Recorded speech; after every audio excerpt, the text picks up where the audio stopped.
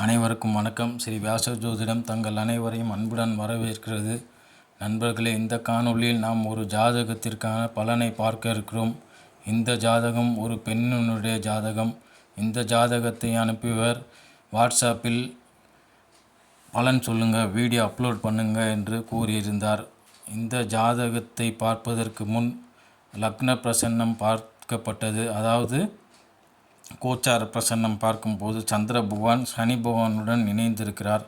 கடக லக்னமாக அமைந்து சனி பகவானுடன் 8ஆம் பாவத்தில் இருக்கிறார். அவரே சனி பகவானே 7ஆம் பாவத்தில் பாவாதிபதியாகி 8ஆம் பாவத்தில் இருக்கிறார். ஆகையால் இதனை நாம் திருமணம் சம்பந்தப்பட்ட விஷயமாக எடுத்துக்கொள்ளலாம். அல்லது சனி பகவானுடன் சந்திர பகவான் 8ஆம் பாவத்தில் இருக்கிறதால் ஆயுள் உடல்நிலை சம்பந்தப்பட்ட பிரச்சனையாக எடுத்துக்கொள்ளலாம், பலனாக எடுத்துக்கொள்ளலாம். அல்லது தொழில் அந்த வகையில் எடுத்துக்கொள்ளலாம்.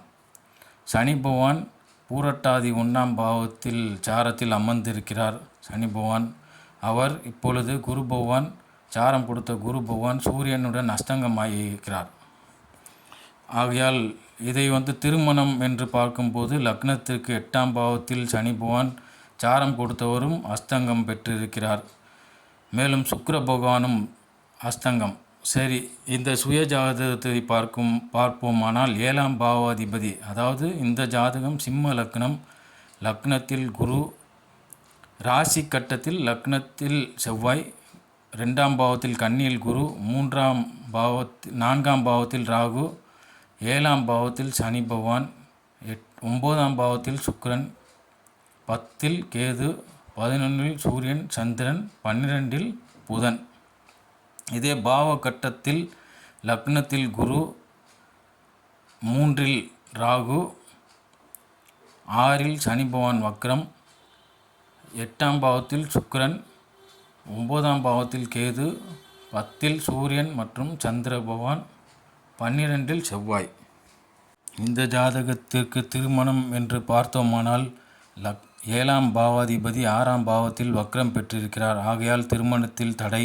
அதாவது 7ஆம் பாவாதிபதி 6ஆம் பாவத்தில் இருப்பதால் திருமணத்திற்கு தடை என்றாலும் அது முழுமையான பலனாக இருக்காது. ஏனெனில் 7ஆம் பாவதி 6ஆம் பாவத்தில் அமர்ந்தவர்களுக்கெல்லாம் திருமணம் எத்தனையோ பேருக்கு நடைபெற்று இருக்கிறது. பிரச்சனையுடன் இருக்கும், அல்லது பிரச்சனைக்கு பின் திருமணம் நடந்திருக்கும். இது அல்லது வந்த மனைவி உடல்நிலை சரியில்லாமல் இருப்பார். ஆனால் இந்த ஜாதகத்திற்கு 7ஆம் பாவாதிபதி 7ஆம் பாவத்திற்கு 9ஆம் பாவத்தில் ராகு பகவான் இருக்கிறார்.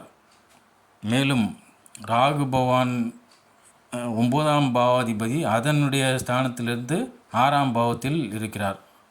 மேலும் சுக்கிர பகவான் லக்னத்திற்கு களத்திற்கிறார்கள். சுக்கிர பகவான் லக்னத்திற்கு 8ஆம் பாவத்தில் இருக்கிறார். லக்னத்திற்கு 9ஆம் பாவத்தில் கேது, அதாவது பாக்கியஸ்தானம். மேலும் இந்த ஜாதகத்தை பொறுத்தவரை இந்த பெண் வயதிற்கே வந்திருக்க வாய்ப்பில்லை. ஏனெனில் சுக்கிர பகவானுக்கும் சூரிய பகவானுக்கும் 46 டிகிரி வித்தியாசம் உள்ளது. ஆகையால் ஏஜ் அட்டன் பண்ணியிருக்க மாட்டாங்க. மேலும் கோச்சார பலனிலும் பார்க்கும்போது சுக்கிர பகவான் சூரிய பகவானுடன் அஸ்தங்கம், அதாவது சுக்கிலம். மேலும் உயிரணு குரு பகவானும் அஸ்தங்கம் பெற்றிருக்கிறார். சுக்கிலம் தரும் சூரிய பகவானும் அஸ்தங்கம் பெற்றிருக்கிறார்கள். இந்த ஜாதகத்திலும் சுக்கிரன் சுய ஜாதகத்தில் சுக்கிரன் சூரியனுடனிருந்து 46 டிகிரி வித்தியாசத்தில், அதாவது தொலைவில் இருப்பதால் ஏஜ் அட்டன் பண்ண வாய்ப்பு இல்லை. மேலும் ஏஜ் அட்டன் பண்ண வைப்பதற்கு முக்கிய கிரகமான செவ்வாய் பகவான் கேதுவின் சாரம் பெற்று 12ஆம் பாவத்தில் இருக்கிறார். கேது பகவான் சுக்கிரனின் வீட்டில் இருக்கிறார். சுக்கிர பகவான் கேதுக்கு 12ஆம் பாவத்தில் இருக்கிறார். மேலும் கேது பகவான் 12ஆம் அதிபதியான சந்திரனின் சாரம் பெற்றிருக்கிறார். மேலும் லக்னாதிபதி 12ஆம் அதிபதியோடு சேர்ந்து 10ஆம் பாவத்தில் இருக்கிறார். சுக்கிர பகவான் சூரிய பகவானிடமிருந்து அதிக பாகை வித்தியாசம், அதாவது 46 டிகிரி எனும்போது அதிக வித்தியாசமாக இருக்கிறது.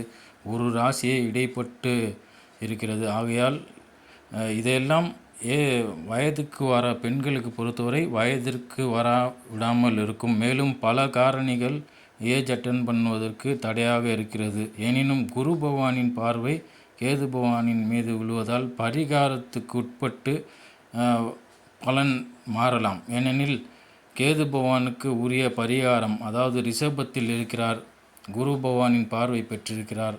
கேது பகவான் விநாயகர். ஆகையால் வியாழக்கிழமைகளில் தாமரைப்பூ, வெண் தாமரை பூவினால் மாலை சாத்தி வழிபட்டால் கேது பகவான் மாலை, கேது பகவான் விநாயகர், குரு பகவானின் பார்வை பெறுகிறார். சுக்கிரன் வெள்ளை நிறம். ஆகையால் வெண் தாமரை பூ சாத்தி வழிபட்டால் ஏஜ் அட்டன் பண்ண வாய்ப்பு இருக்கிறது. மேலும் ஜாமக்கோல் பிரசன்னத்திலும் 7ஆம் இடத்தில் கவிப்பு, திருமண ஸ்தானத்தில் கவிப்பு. இங்கே களத்திற்காக சுக்கிர பகவான், திருமணத்திற்கு காரகமான சுக்கிர பகவான் 8ஆம் பாவத்தில் இருக்கிறார்.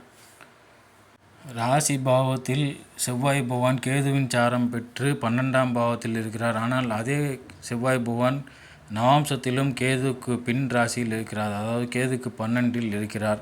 கேது பகவானும் சந்திர பகவான் 12ஆம் அதிபதியின் சாரம் பெற்று இருக்கிறார். இதுவெல்லாம் ஏஜ் அட்டன் பண்ணுவதற்கு தடையாக உள்ளது.